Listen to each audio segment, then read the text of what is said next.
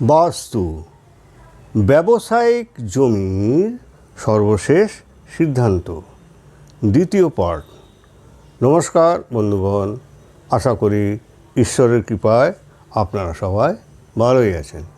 আমি রামপ্রসাদ ব্যানার্জি কলকাতা থেকে বলছি।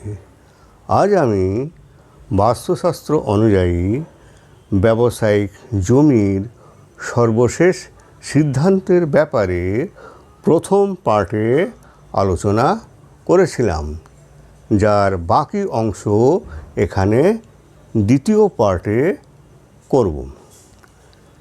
যে ভূখণ্ড এল আকৃতির অর্থাৎ উত্তর দিকের অংশ বেরিয়ে আছে এমন হয় তবে তা অশুভ।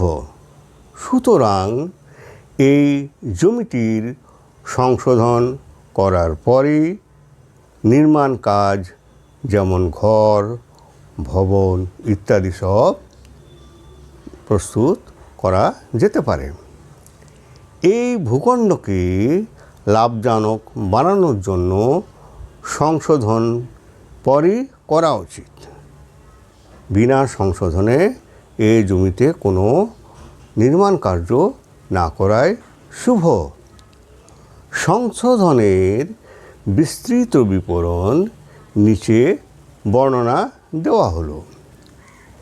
ভূখণ্ডের বায়ুকোণকে মুখ্য ভূখণ্ড থেকে আলাদা করে দিতে হবে।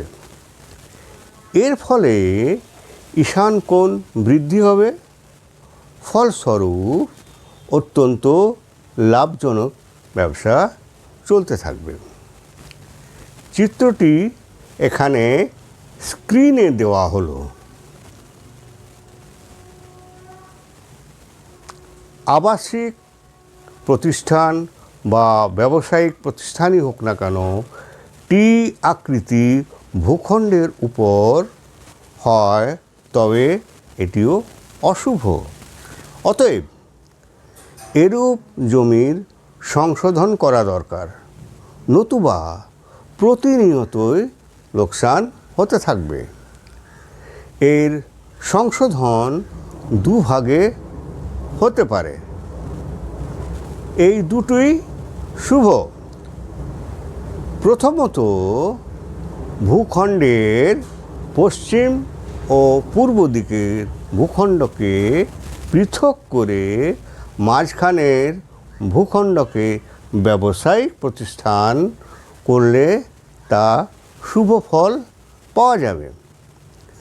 দ্বিতীয়ত, পূর্ব দিকের ভূখণ্ডে মূল ভূখণ্ড থেকে পৃথক করতে হবে। এরপর এই আয়তাকার ভূখণ্ডে যে কোনো ব্যবসায়িক প্রতিষ্ঠান নির্মাণ করা হোক না কেন, তা শুভ ফল পাওয়া যাবে। যদি প্রতিষ্ঠানের দক্ষিণ দিকে রাস্তা থাকে তবে প্রধান দরজাটি নৈরত কোণের দিকে বানাতে হবে। চিত্রটি স্ক্রিনে দেওয়া হলো। এর পরে তৃতীয় পার্টে এসবের বিষয়ে আরও আলোচনা করব।